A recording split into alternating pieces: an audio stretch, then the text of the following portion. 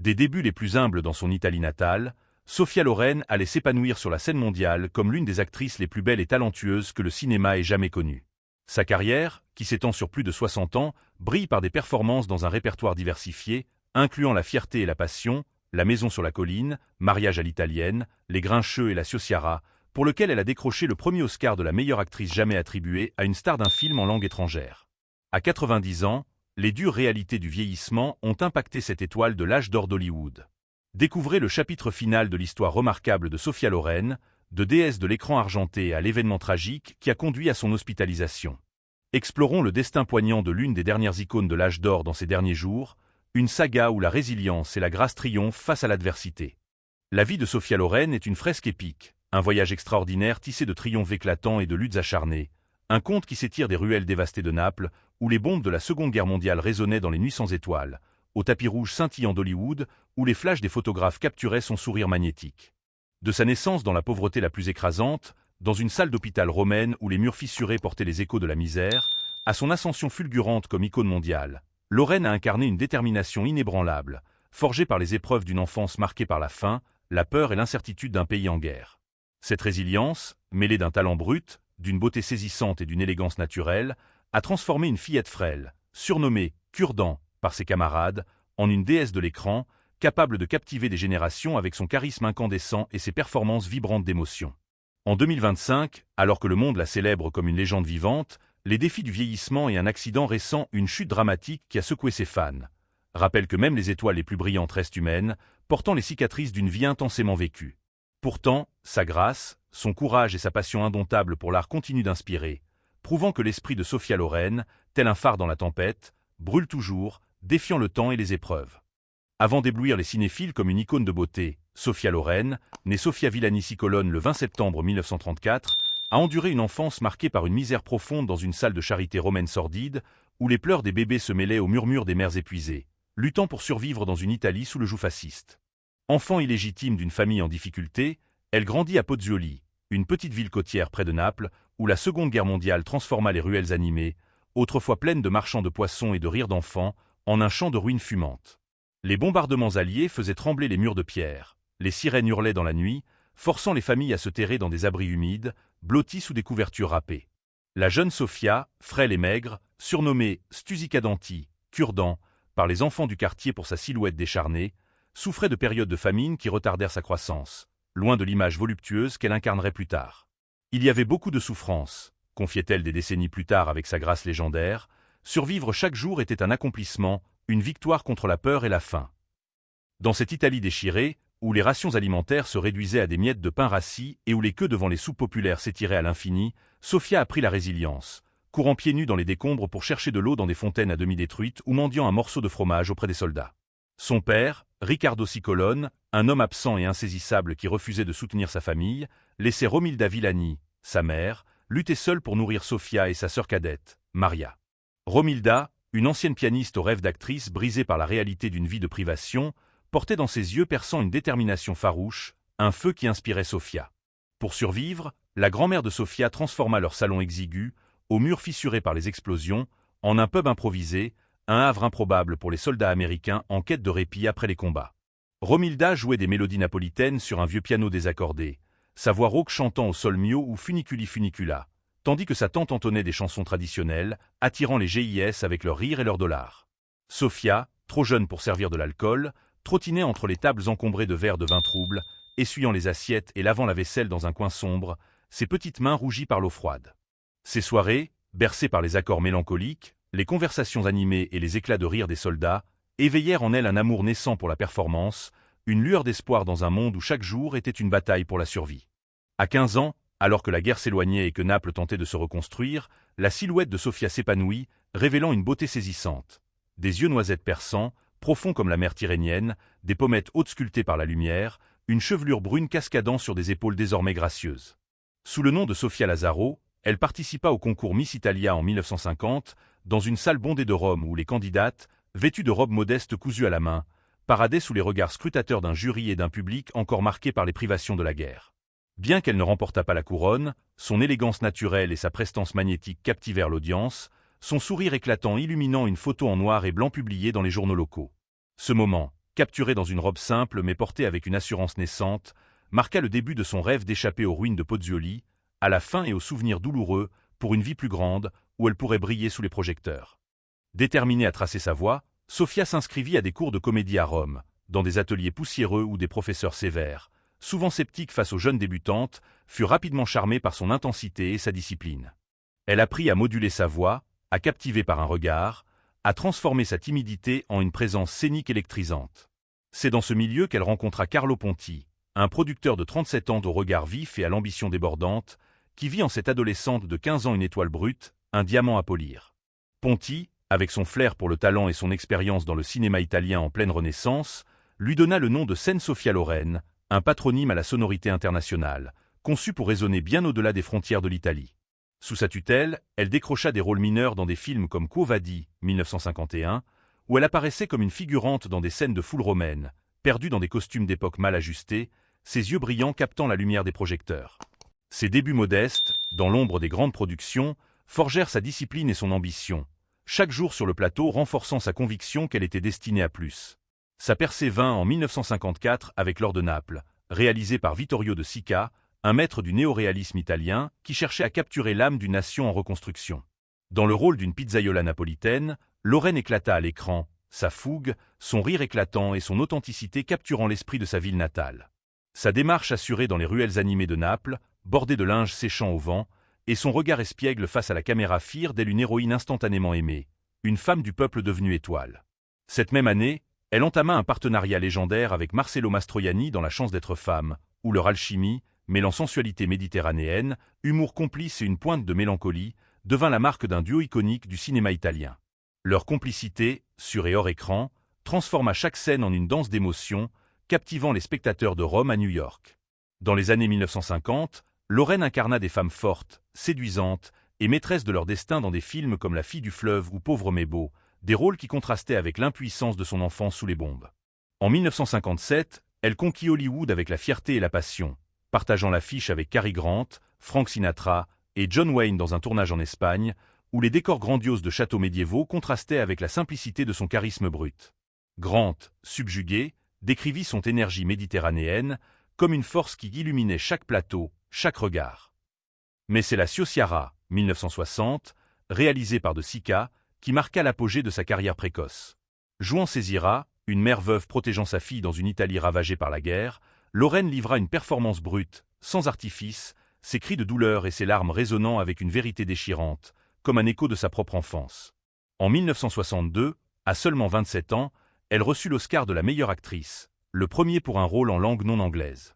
Sur la scène des Oscars, dans une robe de dentelle blanche, tenant la statuette dorée, les yeux embués, elle murmura en italien « Grazie, grazie mille », un moment gravé dans l'histoire, symbole de son ascension improbable d'une enfant affamée de Pozzuoli à la gloire mondiale.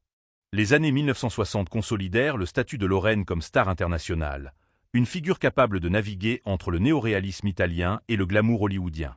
En 1961, elle incarna Chimène dans El Cid aux côtés de Charlton Heston, apportant une chaleur authentique et une intensité dramatique à ce drame épique, selon le réalisateur Anthony Mann, qui loua sa capacité à habiter chaque scène avec une présence magnétique, comme si elle portait l'âme de l'Espagne.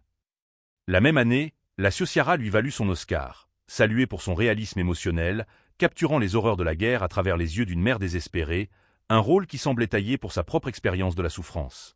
En 1965, elle joua une veuve manipulatrice dans Lady L avec Paul Newman, prouvant sa versatilité dans un rôle mêlant charme, intrigue et une pointe d'ironie, un contraste avec ses personnages plus terre à accent grave-terre. Ses collaborations avec des géants comme Gregory Peck dans Arabesque, 1966, un thriller élégant où elle incarnait une femme mystérieuse, et Marlon Brando dans Une comtesse de Hong Kong, 1967, réalisé par Charlie Chaplin, furent marquantes, bien que les critiques regrettent que ces films, aux scénarios parfois inégaux, n'aient pas pleinement exploité son talent dramatique. Dans Arabesque, elle dansait dans des robes fluides sous les lumières de Londres, son rire éclatant captivant Peck, mais le film, plus axé sur l'action, limita son potentiel. Avec Brando, les tensions sur le plateau étaient palpables.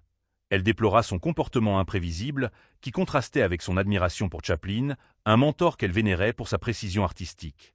Dans les années 1970, Loren jongla entre maternité et cinéma, élevant ses fils, Carlo Jr. et Eduardo, tout en continuant à briller dans des rôles exigeants. Dans Les Fleurs du Soleil, 1970, nominée aux Oscars, Elle incarna une épouse confrontée au dilemme de l'amour et de la guerre, sa performance émouvant les spectateurs par sa profondeur émotionnelle et sa vulnérabilité. Le Voyage, 1974, sa dernière collaboration avec De Sica, la vie jouée une veuve sicilienne avec une intensité bouleversante, chaque regard chargé de la douleur d'une femme luttant pour l'honneur et l'amour. En 1976, elle apparut dans The Cassandra Crossing, un thriller catastrophe où son élégance sophistiquée, même dans un rôle secondaire, vola la vedette, son visage illuminant l'écran au milieu d'un chaos ferroviaire.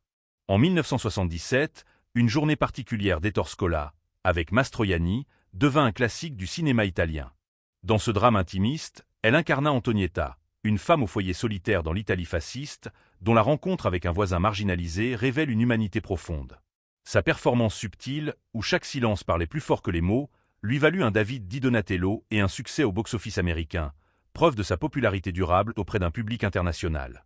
Dans les années 1980 et 1990, Lorraine devint plus sélective, privilégiant sa famille et des projets significatifs qui reflétaient ses valeurs.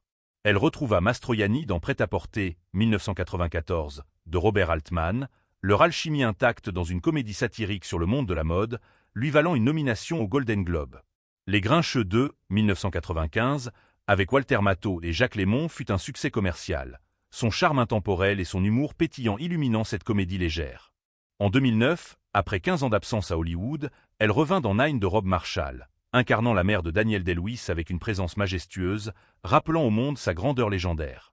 À 86 ans, elle éblouit dans La vie devant soi, 2020, réalisé par son fils Eduardo Ponti, jouant Madame Rosa, une survivante de l'Holocauste nouant un lien poignant avec Momo, un jeune immigré sénégalais. Ce rôle, acclamé par la critique pour son authenticité émotionnelle et sa fluidité en italien, lui valut une nomination au Screen Actor Guild Awards, prouvant que, même à près de 90 ans, Lorraine restait une force dramatique inégalée, capable de captiver avec une intensité qui transcendait l'âge. La carrière prolifique de Lorraine fit d'elle une légende, mais sa vie amoureuse, digne d'un mélodrame hollywoodien, captiva autant les tabloïds que ses films, mêlant passion, scandale et une loyauté indéfectible. En 1950, à 15 ans, elle rencontra Carlo Ponti, un producteur de 37 ans au charisme discret mais puissant, qui devint son mentor, son guide et l'amour de sa vie. Leur différence d'âge de 22 ans elle, une adolescente aux rêves débordants, lui, un homme établi dans le monde du cinéma, n'entama pas leur alchimie instantanée. Ponti, avec son expérience et sa vision artistique, offrit à Lorraine une stabilité qui l'ancra face à la célébrité fulgurante, un phare dans la tempête de la gloire. Il la guida dans ses premiers pas, l'aidant à naviguer les plateaux de Sin Cita et les attentes d'une industrie impitoyable. Mais leur chemin fut semé d'embûches, dignes d'un scénario tragique. Le divorce étant illégal en Italie sous le régime catholique strict des années 1950, Ponti, marié à Giuliana, fit face à des accusations de bigamie lorsqu'ils se marièrent par procuration au Mexique en 1957, dans une cérémonie secrète organisée pour contourner les lois italiennes. La presse italienne, impitoyable, taxa Lorraine de « briseuse de ménage », publiant des caricatures cruelles et des éditoriaux moralisateurs. L'Église catholique condamna leur union, et le couple fut ostracisé, forcé d'annuler leur mariage en 1962 sous la pression publique et religieuse, un coup dur pour Lorraine, qui pleura seule dans leur appartement romain, entourée de photos de tournage et de lettres d'amour de Ponti. Déterminés à ne pas céder, ils devinrent citoyens français en 1965, permettant à Ponti d'obtenir un divorce légal de Giuliana. Leur mariage en 1966, dans une mairie parisienne sous les regards discrets de proches, c'est là un amour qui défia les conventions, les scandales et les jugements d'une société conservatrice. Dans les années 1970, le gouvernement italien, dans une campagne contre les élites, les cibla avec des accusations de fraude fiscale, saisissant leurs biens, dont leur villa romaine, ornée de fresques baroques, de meubles en acajou et de souvenirs de tournage comme des affiches encadrées de la Ciociara. Contraints à un exil temporaire en France, ils vécurent dans un modeste appartement parisien, loin du glamour de leur vie d'avant. Lorraine resta fidèle à Ponti, décrivant leur lien comme une équipe solide, un roc face aux tempêtes. Ils eurent deux fils, Carlo Junior Point, qui devint chef d'orchestre, et Eduardo, cinéaste, dont la naissance fut un triomphe après des années de fausses couches douloureuses pour Lorraine. Leur mariage dura jusqu'à la mort de Ponti en 2007, après près de 50 ans ensemble. Dévastée, Lorraine confia dans ses mémoires « Tout ce qui m'est arrivé semble un rêve. Parfois, je me demande si tout cela a vraiment existé, si Carlo était réel. » Lorraine attira aussi l'attention de stars hollywoodiennes, ajoutant des chapitres romantiques à son histoire. Lors du tournage de La Fierté et la Passion en 1957, Cary Grant, alors au sommet de sa gloire, tomba sous son charme, la poursuivant avec une intensité romantique qui fit trembler son cœur. Il était prêt à tout abandonner pour moi, écrivit-elle, décrivant des dîners sous les étoiles espagnoles, dans des restaurants rustiques où Grant, avec son élégance légendaire, lui déclarait son amour en lui offrant des roses rouges. Pourtant, elle choisit Ponty, son port sûr, malgré la tentation d'un avenir avec une icône mondiale. Grant, gentleman, accepta sa décision avec grâce, lui envoyant une lettre émouvante. « Sois heureuse, Sophia. Tu mérites tout le bonheur du monde. » Sa brève liaison avec Peter Sellers en 1962, sur le plateau de The Millionaires, se termina amicalement, Sellers restant épris d'elle des années durant, lui envoyant des lettres nostalgiques qu'elle conservait dans une boîte en bois. Lorraine maîtrisa l'art de séduire à l'écran sans perdre son cœur, excepté pour Grant, qu'elle admit avoir aimé profondément, un aveu rare qui ajouta une couche de mystère à son aura. Elle décrivit des relations plus tendues avec d'autres costards. Avec Marlon Brando, sur une comtesse de Hong Kong, elle déplora son manque de respect envers Chaplin, qu'elle vénérait comme un dieu du cinéma, racontant comment Brando, imprévisible, ignorait les consignes du maître, transformant les prises en un chaos frustrant. Avec Gregory Peck, sur Arabesque, elle suggéra des sentiments non partagés de sa part, une dynamique complexe qui rendit le tournage électrique, leurs échanges marqués par une tension palpable sous les lumières des studios londoniens. Malgré ces frictions, Lorraine noua des amitiés durables, comme avec Omar Sharif, avec qui elle cuisinait des plats napolitains, spaghettis al pomodoro, aubergines parmigiana, entre les prises de la chute de l'Empire romain, riant autour de plats fumants dans des caravanes de tournage poussiéreuses, ces moments de camaraderie devenant des souvenirs précieux. Au-delà du cinéma, Lorraine explora diverses entreprises, élargissant son influence avec une créativité débordante. Dans les années 1980, au sommet de sa gloire mondiale, elle lança une ligne de lunettes, des montures élégantes aux lignes épurées, mêlant mode italienne et fonctionnalité, un succès instantané auprès de ses fans, des adolescentes romaines aux élégantes de Milan et de New York. Elle publia des livres de cuisine, comme In Cucina con Sofia, partageant des recettes de son enfance, pasta al pomodoro, tiramisu crémeux, gnocchi fondant, et son amour pour la cuisine napolitaine, un hommage vibrant à sa mère et sa grand-mère, qui transformaient des ingrédients modestes en festin d'amour. Chaque page, illustrée de photos d'elle dans sa cuisine, un tablier noué autour de la taille, sentait l'huile d'olive et le basilic frais, ramenant les lecteurs à Pozzuoli. Fervente défenseur des enfants et des réfugiés, Lorraine s'engagea dans des causes humanitaires avec une passion née de ses propres souvenirs de misère. Ambassadrice de l'UNICEF, elle visita des camps de réfugiés en Afrique et en Asie, serrant dans ses bras des enfants aux yeux hantés par la guerre, leur offrant des couvertures et des sourires qui rappelaient ceux de sa mère dans les abris de Naples. « J'ai connu la faim, disait-elle, je ne peux pas rester indifférente face à la souffrance. » Elle collecta des millions pour des programmes contre la pauvreté, organisant des galas à Rome et Genève où sa présence attirait des philanthropes du monde entier. Dans ses 70 et 80 ans, elle choisit des rôles à forte portée émotionnelle, comme dans La Voix humaine, 2014, un court-métrage réalisé par son fils Eduardo, où elle incarna une femme brisée par l'amour, sa performance minimaliste mais puissante captivant les salles d'art et rappelant ses débuts dans le néoréalisme. En 2020, à 86 ans, elle revint dans La vie devant soi, réalisée par Eduardo, jouant Madame Rosa, une survivante de l'Holocauste nouant un lien poignant avec Momo, un jeune immigré sénégalais. Ce rôle, acclamé par la critique pour son authenticité émotionnelle et sa fluidité en italien, fut salué comme l'un des plus profonds de sa carrière. Eduardo confia « Maman a tout risqué pour ce film, émotionnellement et physiquement.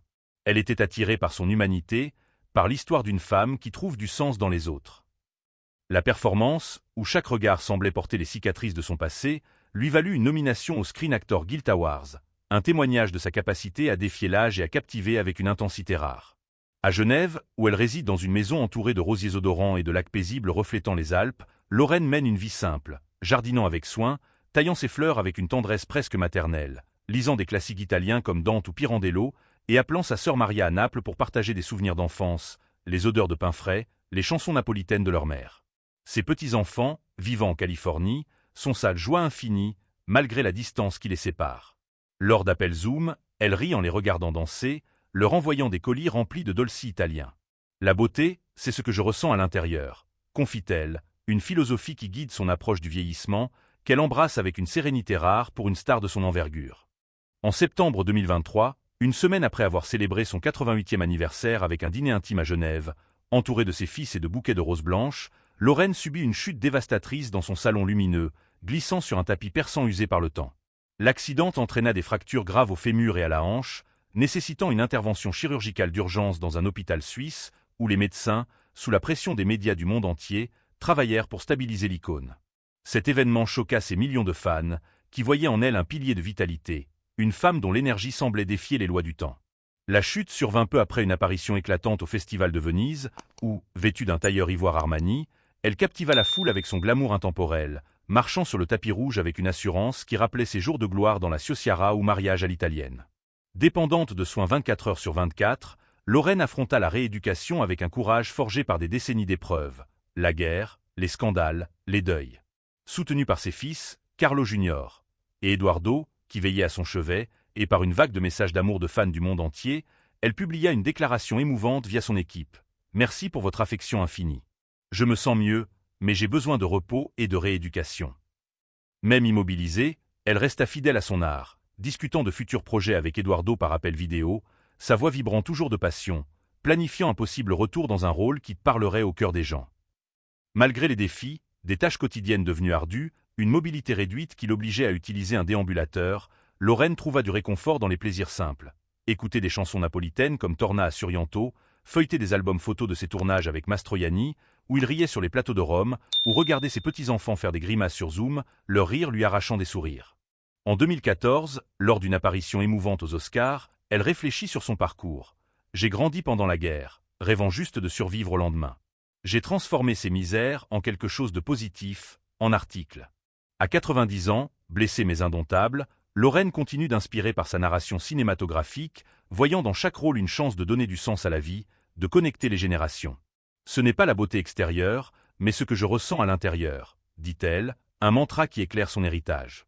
Alors que 2025 se profile, elle envisage de nouveaux projets, peut-être un dernier film avec Eduardo, prouvant que son étincelle créative brûle encore, un phare pour les cinéphiles et les rêveurs du monde entier. Que pensez-vous de Sophia Loren? Laissez un commentaire pour nous le faire savoir. Assurez-vous de vous abonner à Au cœur des stars pour plus de contenu sur les légendes du cinéma. Merci de nous avoir regardés, et à bientôt pour une nouvelle plongée dans l'histoire des stars.